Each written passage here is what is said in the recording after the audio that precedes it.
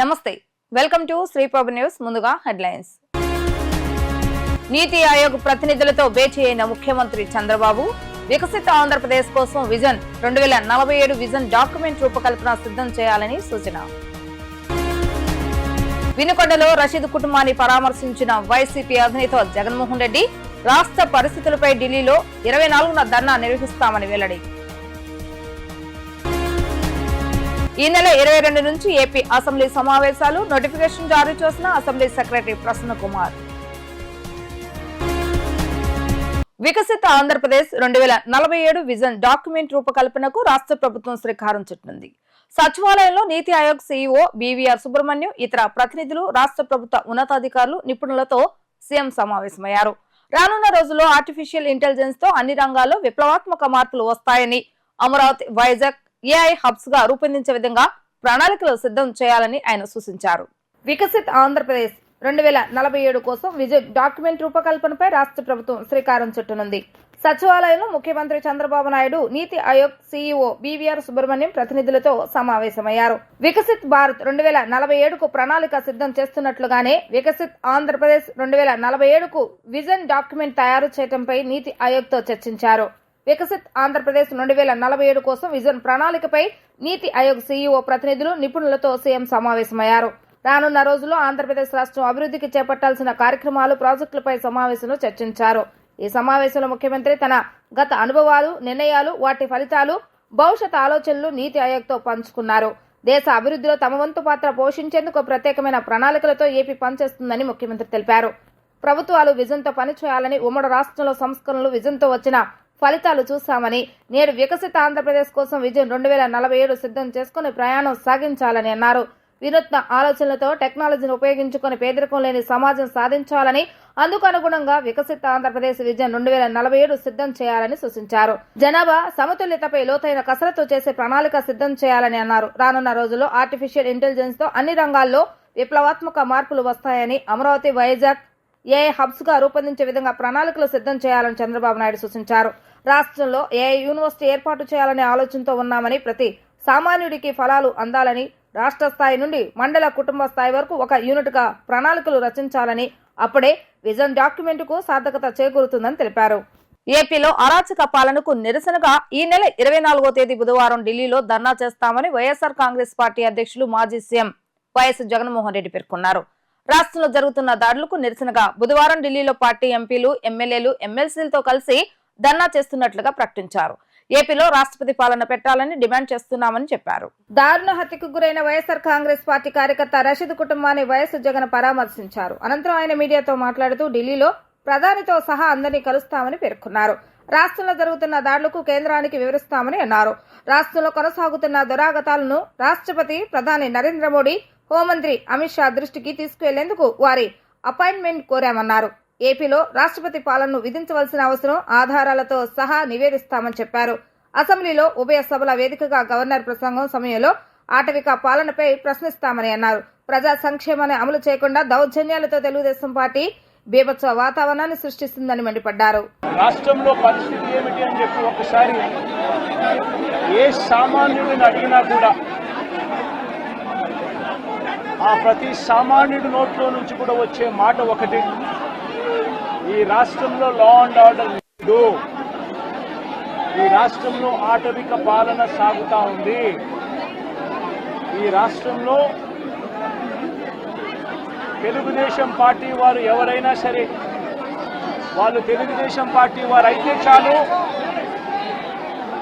ఎవరినైనా కూడా వాళ్ళు పోయి కొట్టచ్చు, ఎవరి ఆస్తులైనా కూడా వాళ్ళు ధ్వంసం చేయొచ్చు, ఎవరినైనా హత్య చేయొచ్చు,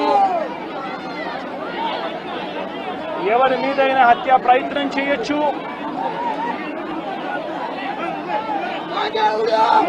వాళ్ళు ఏమి చేసినా కూడా పోలీసులు ప్రేక్షక పాత్ర మాత్రమే పోషిస్తారు.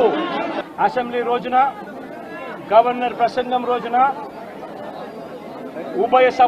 ఉభయ సభలను ఉద్దేశించి గవర్నర్ మాట్లాడే ప్రసంగంలో గవర్నర్ను ఖచ్చితంగా నిలదీస్తూ, గవర్నర్ ప్రసంగాన్ని అడ్డుతగులుతూ గవర్నర్ను ఖచ్చితంగా నిలదీస్తూ వైఎస్ఆర్సీపీ గలం విప్పుతుంది. దాని తర్వాత ఖచ్చితంగా మళ్ళీ మంగళవారము వైఎస్ఆర్సీపీకి సంబంధించిన ఎమ్మెల్సీలు, ఎమ్మెల్యేలు, ఎంపీలు, రాజ్యసభ సభ్యులు, లోక్సభ సభ్యులు అందరూ కూడా ఢిల్లీకి వెళ్తారు. వెళ్ళి బుధవారము ఢిల్లీలో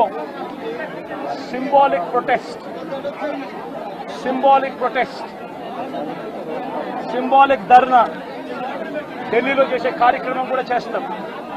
రాష్ట్రంలో జరుగుతూ ఉన్న దాడులు, రాష్ట్రంలో ఉన్న లా అండ్ ఆర్డర్ పరిస్థితులను దేశమంతా కూడా చూసేట్టుగా, దేశమంతా కూడా దీన్ని గమనించి, దేశమంతా కూడా దీన్ని ప్రొటెస్ట్ను వాళ్ళు కూడా ప్రొటెస్ట్ చేసే విధంగా దీన్ని హైలైట్ చేసే కార్యక్రమం చేస్తాం.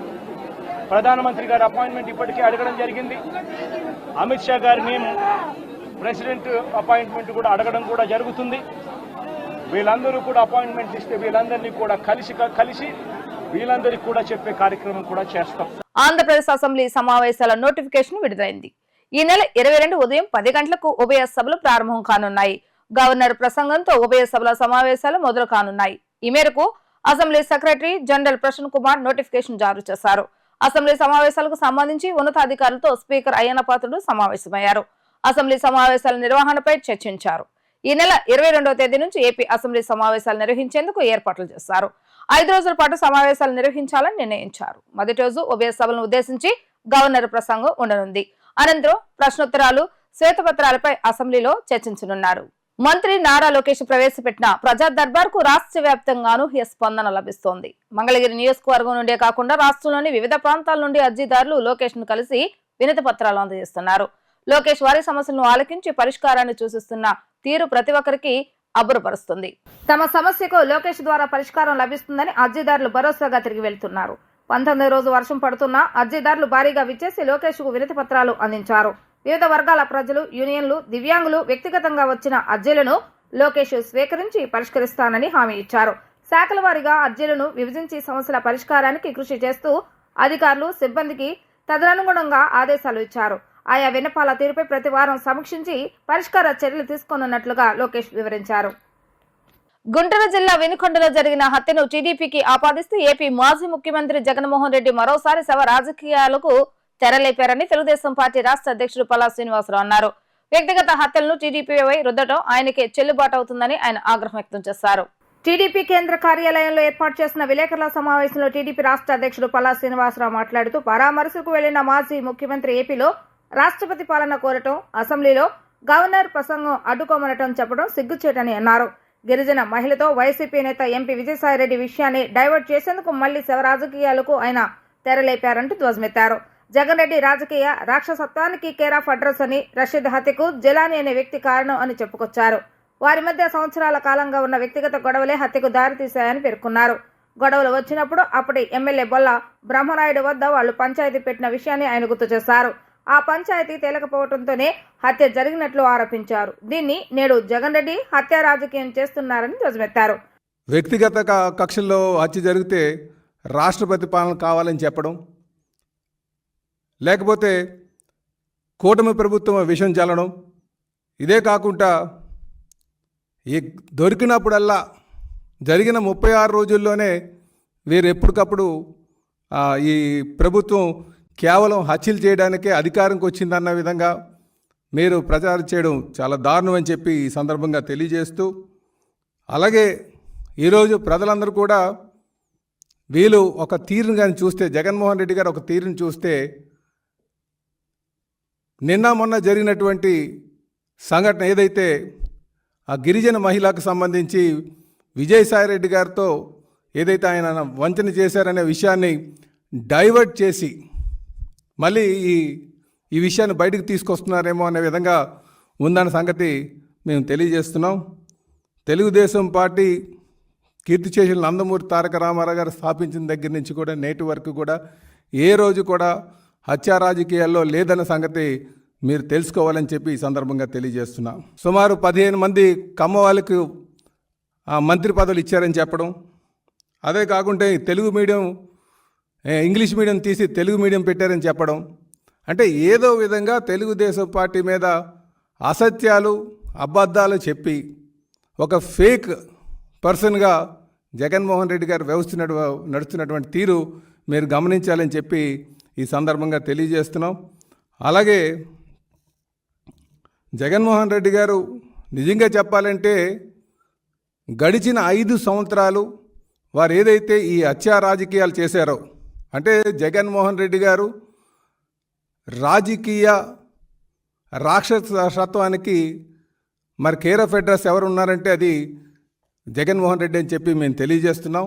దేవాదాయ శాఖ అసిస్టెంట్ కమిషనర్ శాంతితో తనకు చట్టబద్ధంగా విడాకులు కాలేదని ఆమె భర్త మదన్ మోహన్ తెలిపారు. గత 2 ఏళ్లుగా అమెరికాలో ఉన్నానని జనవరిలో తిరిగి వచ్చినట్లుగా చెప్పారు. ఇక్కడికి వచ్చాక భాగోతం బయటపడిందని అన్నారు. ఐవీఎఫ్ ద్వారా బిడ్డను కన్నట్లు శాంతి తెలిపినట్లుగా ఆయన వివరించారు. నగరంలోని ఒక ప్రైవేట్ హోటల్ ఏర్పాటు చేసిన మీడియా సమావేశంలో మదన్ మోహన్ మాట్లాడుతూ సస్పెండ్ అయిన దేవాదాయ శాఖ అసిస్టెంట్ కమిషనర్ తన భార్య కె శాంతి జన్మనిచ్చిన మగబిడ్డకు తండ్రి ఎవరో తేల్చాలని డిమాండ్ చేశారు. ఏ భర్త కూడా తన భార్యపై ఇలాంటి హేయమైన నింద ఆరోపణలు చేయరని అన్నారు. కానీ తన భార్య చెప్పిన ప్రకారం ఆమె జన్మనిచ్చిన బిడ్డకు తండ్రి వైసీపీ రాజ్యసభ్యుడు విజయసాయి రెడ్డి అని తెలుస్తుందని అన్నారు. కానీ హాస్పిటల్ రికార్డుల ప్రకారం ఆమె భర్త పేరు గత వైసీపీ ప్రభుత్వం మాజీ అడ్వకేట్ పోతిరెడ్డి సుభాష్ రెడ్డి పేరుందని గుర్తు చేశారు. దీంతో తనకే గందరగోళంగా ఉందని అన్నారు.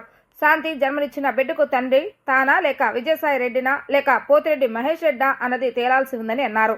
ఇదే విషయంపై పోతిరెడ్డి సుభాష్ రెడ్డి తన వద్ద విచారించగా తనకు ఆ బిడ్డకు ఎలాంటి సంబంధం లేదని, తనకు 9వ తరగతి చదువుతున్న కుమార్తె ఉందని చెప్పారని తెలిపారు. సో నేను ఫ్రస్ట్రేషన్ 4-5 నెలలు ఫ్రస్ట్రేషన్లో ఉన్నాను. అసలు దీన్ని ఎలా బయటికి తీసుకురావాలి అని.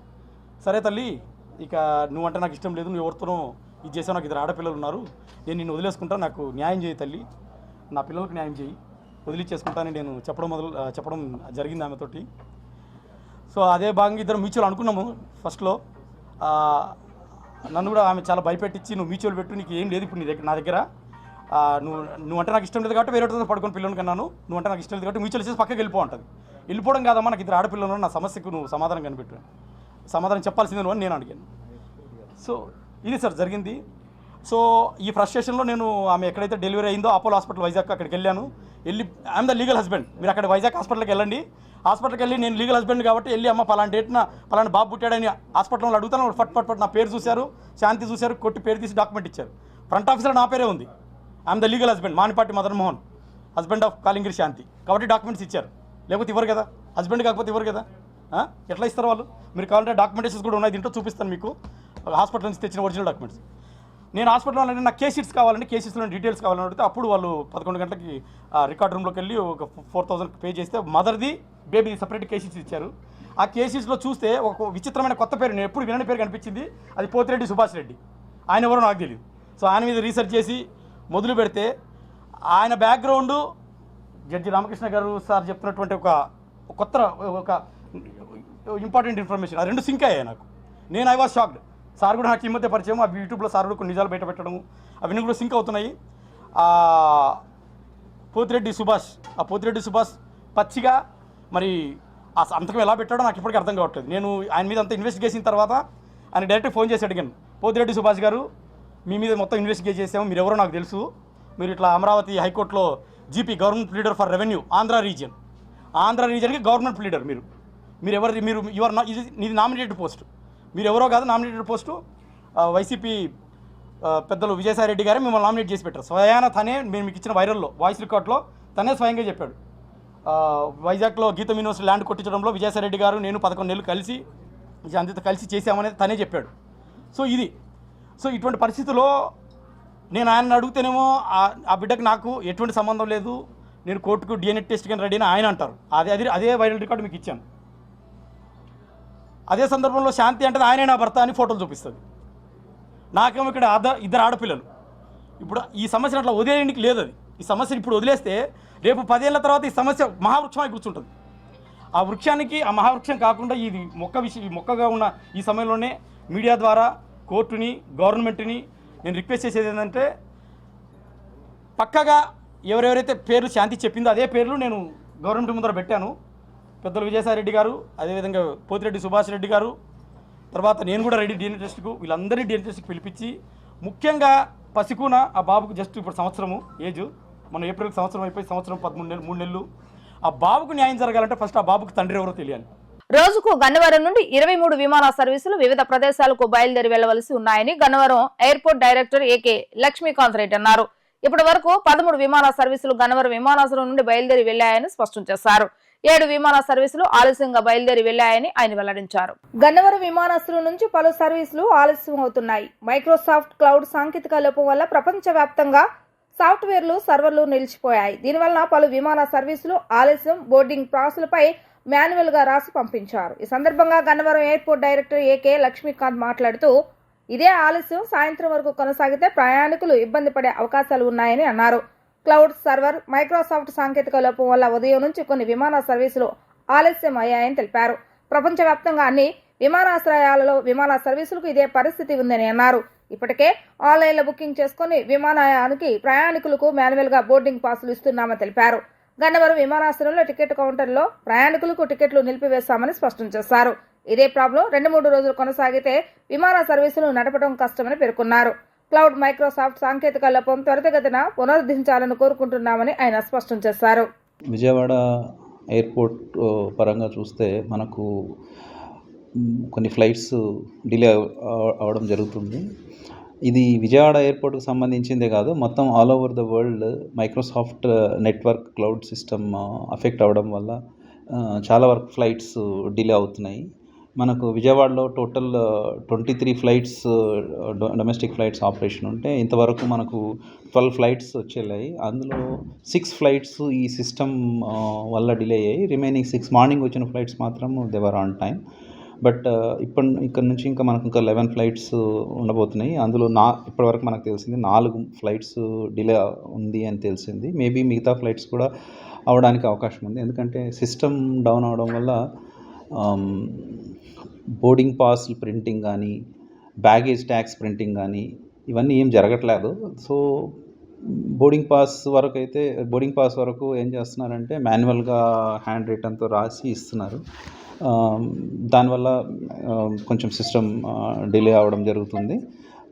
ఇది కాకుండా బ్యాగేజ్ కూడా మాన్యువల్గానే ట్యాగ్స్ తయారు చేసి పెడుతున్నారు. సో ఈవెన్ టైం కన్జ్యూమ్ కాబట్టి కొంచెం డిలే అవుతుంది. మనది కంపారిటివ్లీ చిన్న ఎయిర్పోర్ట్ కాబట్టి వచ్చిన ఫ్లైట్ వచ్చినట్టుగా మనం పంపిస్తున్నాము. So whatever the delay జరుగుతున్న డిలే ఏంటంటే అది పైనుంచి వచ్చే ఫ్లైట్ డిలే అవ్వడం వల్ల డిలే అవడం తప్ప విజయవాడ ఎయిర్పోర్ట్ పరంగా మనకు వచ్చిన ఫ్లైట్ 20 మినిట్స్లోనే దాన్ని మళ్ళీ వెనక్కి పంపించడము, అదే ఎయిర్ ఇండియా లాంటి పెద్ద ఫ్లైట్ అయితే 40 మినిట్స్లో వెనక్కి పంపించడం జరుగుతుంది. ఇంతవరకు విజయవాడ పరంగా డిలే ఏం అవ్వలేదు. కానీ ఈవినింగ్ మనకు పీక్ అవర్స్ వస్తాయి కాబట్టి అప్పుడు there may be some possibility, అంతవరకు సిస్టమ్ రిస్టోర్ అవ్వకపోతే కనుక అప్పుడు ఏమైనా డిలే అవ్వడానికి అవకాశం ఉంది.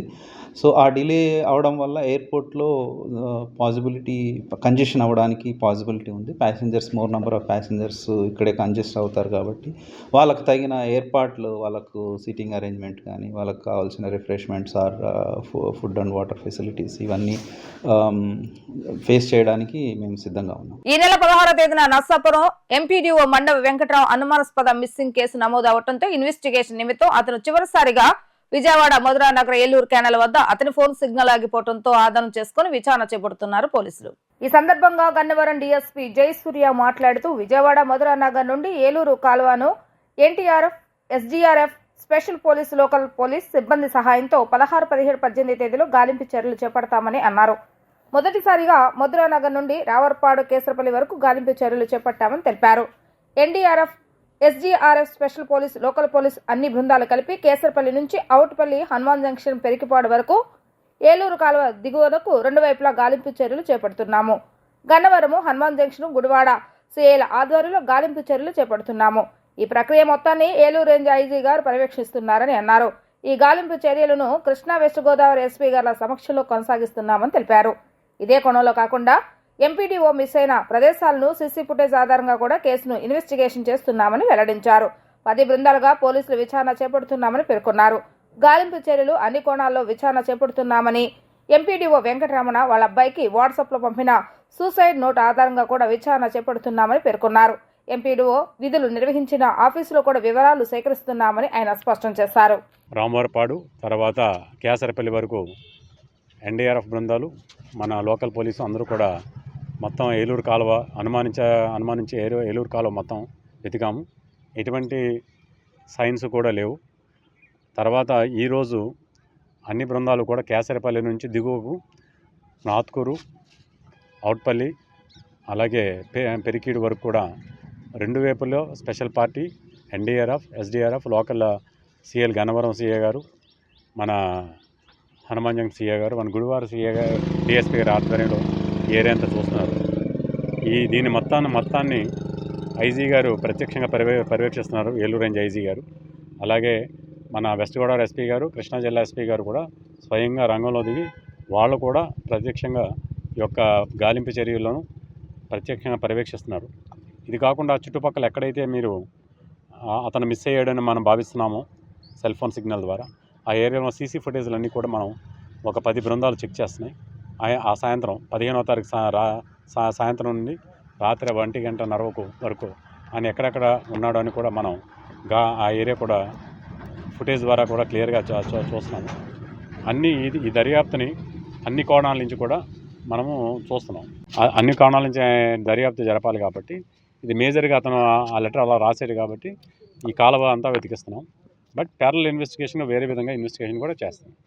అలాగే డ్రోన్స్ కూడా తెప్పించాం. ఇదంతా డ్రోన్ ఏదంతా నో ఫ్లై జోన్, ఇదంతా అందులో వర్షం కూడా వస్తుంది. ఇదంతా డ్రోన్ చెప్పిందండి. యాక్చువల్గా 4 డ్రోన్స్ వచ్చినాయి మనకి. మన ఆక్టోపస్ నుంచి పెద్ద డ్రోన్ ఒకటి వచ్చింది. అలాగే మన కృష్ణా జిల్లా ఒక 3 డ్రోన్స్ వచ్చినాయి. ఆ 3 డ్రోన్స్ కూడా ఆపరేట్ చేద్దామంటే నో ఫ్లై జోన్ ఉంది అంతా. ఒకసారి డీజీసీ పర్మిషన్ తీసుకుంటాం. ఈ వర్షం కూడా కారణం కూడా ఫ్లై చేయలేకపోయింది. అంటే దానిలో డ్రోన్స్ లోపలికి వాటర్ వెళ్ళిపోతుంది. ఆంధ్రప్రదేశ్ ను గంజాయి రహిత రాష్ట్రంగా తీర్చిదిద్దటమే తమ లక్ష్యమని డీసీపీ హరికృష్ణ తెలిపారు. ఎన్టీఆర్ జిల్లా వ్యాప్తంగా 15 మంది నుంచి 90.5 కేజీల గంజాని స్వాధీనం చేసుకోవడం జరిగిందని వెల్లడించారు. ముఖ్యమంత్రి చంద్రబాబు నాయుడు ఆదేశాల మేరకు యాంటీ నార్కోటిక్ టీం ఆధ్వర్యంలో సిపి రాజేంద్రబాబు ఆదేశాల మేరకు డీజీపీ సూచనల మేరకు 15 మంది నుంచి 90.5 కేజీల గంజాని స్వాధీనం చేసుకున్నారు.